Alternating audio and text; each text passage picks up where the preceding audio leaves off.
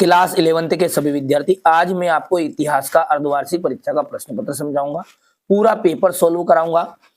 इतिहास का अपन आज सेट ए समझेंगे, इसके बाद में हम सेट बी को समझेंगे और अंत में हम सेट सी अच्छे से समझने वाले हैं। यहां से देख सकते हैं ना, तो ये तीनों पेपर आप अच्छे से कंप्लीट कर लोगे ना तो आपको अर्धवार्षिक परीक्षा में अच्छे नंबर आ जाएंगे। चलिए देर किस बात की है, फटाफट से हम वीडियो करते हैं अब स्टार्ट। यहां से देखिए, रोमन साम्राज्य की राजकीय भाषा थी। लैटिन जो लैंग्वेज है वो रोमन साम्राज्य की राजकीय भाषा थी। पेपाइरस क्या है?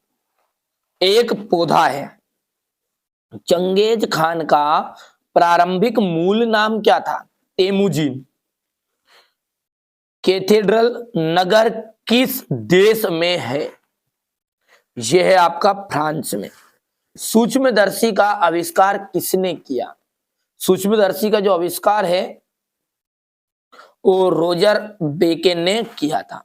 नानकिंग की संधि कब हुई थी? 1842 ईस्वी में हुई थी। चलिए अब अगला देखते हैं। ओल्ड टेस्टामेंट पुस्तक का भाग है बाइबिल, ठीक है, ये बाइबिल पुस्तक का भाग है, तो यहां पर अपन लिख देते हैं बाइबिल। रोम रोम आधुनिक देश में स्थित है, इटली में। यहां पर इटली भर देते हैं, आराम से शांति से करेंगे थोड़ा सा, है ना। मंगोल यायावरी समाज से संबंधित है, तो यहां पर सार्प समाज आ जाएगा, सार्प है, ठीक है। चलिए आगे बढ़ते हैं। समानती व्यवस्था में सर्वाधिक शोषित वर्ग देश का था, तो कृषकों का।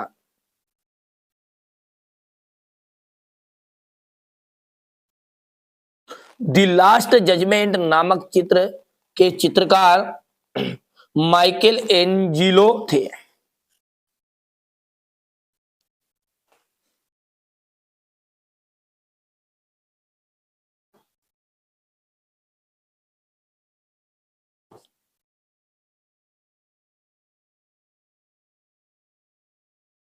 हो गया।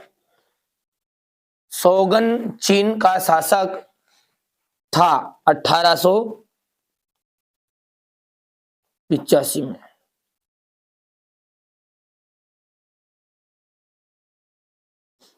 अब है अशुरबनीपाल कहा जाएगा असीरिया।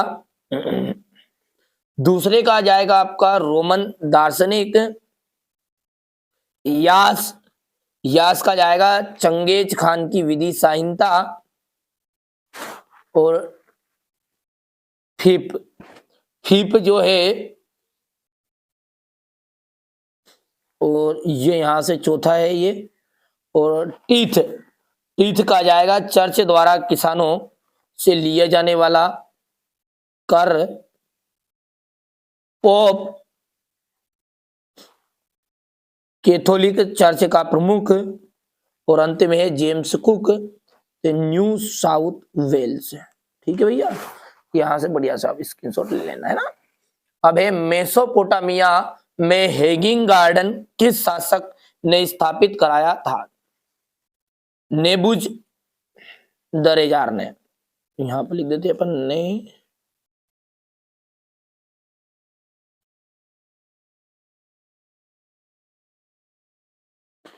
पुरातन काल में रोम में लेखन सामग्री किससे तैयार की जाती थी? पेपाइरस से। ये एक पौधा है ना।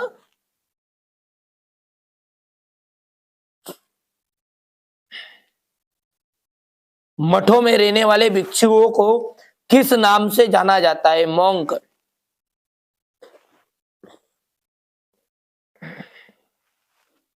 होपी किस प्रकार का समुदाय था?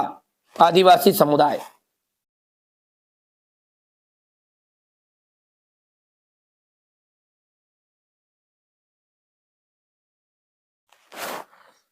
अफीम युद्ध का संबंध किस देश से है? चीन से।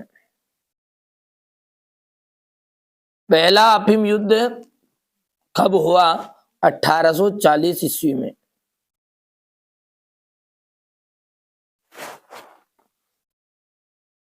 पीपुल्स रिपब्लिक ऑफ चाइना की स्थापना कब हुई? 1949 ईस्वी में।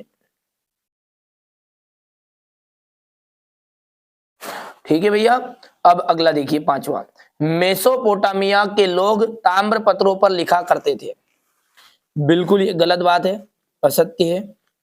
यहां से सत्य सत्य आप कंप्लीट कर लेना, दूसरा भी असत्य रहेगा आपका, तीसरा सत्य है, चौथा सत्य रहेगा आपका, पांचवा जो है वो भी सत्य है, लेकिन छठा आपका ठीक है असत्य रहने वाला है।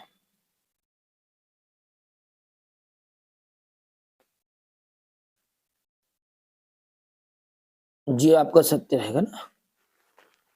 चलिए आगे देखिए, मेसोपोटामिया सभ्यता की दो प्रमुख विशेषताएं बताइए। हम्मुराबी विधि की शालीनता की विशेषताएं बताइएगा। यहां से देख लीजिएगा, क्वेश्चन नंबर ये 7 है आपका। आप तो बढ़िया से कंप्लीट करो। देखिए ये प्रश्न ऐसे है कि ये अर्धवार्षिक पेपर में तो आएंगे आएंगे, साथ में आपके वार्षिक पेपर में बिल्कुल 100% श्योर आने वाले हैं। ठीक है, मैं जो चीजें बताऊंगा मैं आपको दोनों तरह के पेपरों में फंसे ऐसी चीजें आपको बताऊंगा, गलत जानकारी कभी भी नहीं दूंगा। ठीक है, आप तो अच्छे से कंप्लीट कर लो। पुनर्जागरण से आप क्या समझते हैं, तात्पर्य है नेटिव शब्द का अर्थ समझाना है। अमेरिका में रेड इंडियन कौन थे? यहां से देख लीजिए आप, क्वेश्चन नंबर ये रहा आपका 17, ये 18 है। ठीक है, अच्छे से कंप्लीट करो आप तो। जापान में मेजी काल की प्रमुख उपलब्धियों की विवेचना कीजिए। 1949 ईस्वी में चीनी क्रांति के कारणों की विवेचना करनी है। ये सारे क्वेश्चन आपको बार बार बता रहा हूं कि ये आपके ठीक है अर्धवार्षिक पेपर में तो आएंगे आएंगे, साथ में वार्षिक पेपर में भी आपको ये प्रश्न देखने को मिलेंगे, है ना। यहां से आप देख सकते हैं। और जो बच्चा वार्षिक परीक्षा की अच्छे से तैयारी करना चाहता है, ये चैनल आपको एकदम फ्री सारी चीजें आपको प्रोवाइड कराएगा। इनके सबका सॉल्यूशन भी आपको सभी को प्रोवाइड करा दिया जाएगा। मेसोपोटामिया की अर्थव्यवस्था पर प्रकाश डालिए। बेबीलोन की मुख्य विशेषताओं का वर्णन। पुनर्जागरण की 4 महत्वपूर्ण प्रभाव। यूरोप में धर्म सुधार आंदोलन के उदय के कारण। गोल्ड रश के बारे में आपको बताना है। ठीक है, इसके बाद में आपका क्वेश्चन नंबर 22 हो गया ये। और अंत में आपको पता है कि आपका एक मानचित्र आने वाला है, बढ़िया से कंप्लीट करिएगा, है ना भैया। चलिए, तो ये मैंने आपको अर्धवार्षिक परीक्षा का इतिहास का सेट ए बताया है ना। सेट बी भी आप कंप्लीट कर लोगे और सेट सी भी। अच्छा, इससे क्या होगा, इससे अर्धवार्षिक में तो आप अच्छे नंबर लाओगे। यदि ये पेपर ऐसे है, आपको इसमें डी और ई पेपर और दूंगा, केवल 4 पेपर दूंगा, डी और मिला दूंगा, तो आप वार्षिक परीक्षा में भी अच्छे से टॉप कर पाओगे। चलिए, जिन बच्चों को भरोसा है, शांति है, सब्र है, आप घबराइए मत। मैंने उस साल भी आपको प्रोवाइड कराए थे 10th क्लास में, आपने देखा होगा क्योंकि आप इस साल 11वीं में हो। 10th क्लास में भी मैंने आपको 4 तरह के पेपर प्रोवाइड कराए थे, 100% उन्हीं में से आया हुआ था। ठीक है, एकदम जो रियल पेपर वो सामने नहीं बता सकते, इतना तो आप खुद भी समझदार हो। इन चारों पेपरों में मैंने आपको मिक्स कर दिया है। चलिए, तो मिलते हैं अगले वीडियो में।